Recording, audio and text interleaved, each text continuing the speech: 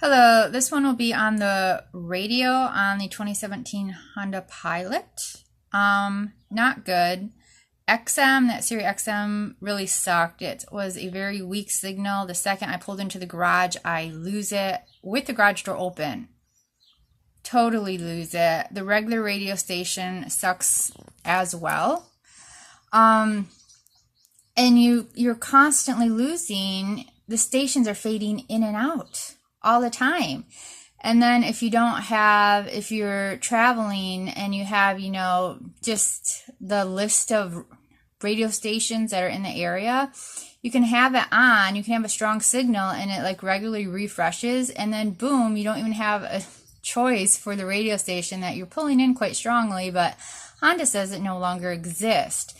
This is such a problem in Hondas that when I took it in, they actually gave me a product characteristic sheet. That's how bad it is in Hondas, a $40,000 car, and not only do I not have a CD, the radio does not work properly.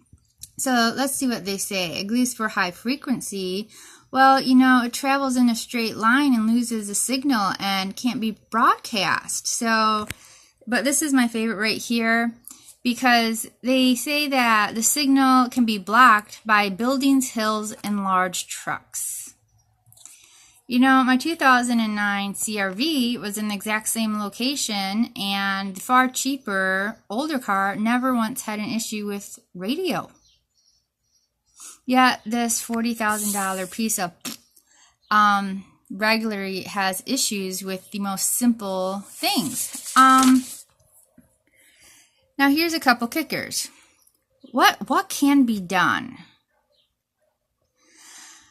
Well, they say first, if the problem is a distorted sound, static, or no sound from one speaker, play a cassette or CD player to make sure you're not mistaking a speaker problem for a, quote, radio reception problem.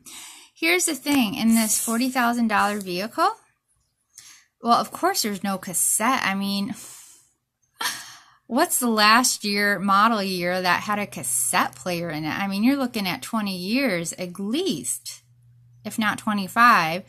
And the kicker is this $40,000 vehicle has no CD player. Not even one CD. It's asinine. So yeah, they're telling you to test out the vehicle in a manner in which they know full well you can't, because they do not provide, how do they say, from Honda, they do not provide a cassette or CD player, but they're telling you to play something in a cassette or CD player. Let that sink in. And then down here, FM problems. They go into the antenna, and the antenna length is really important. So make sure that the manual antenna or power antenna is all the way up. When's the last time they had cars that had manual or power antennas?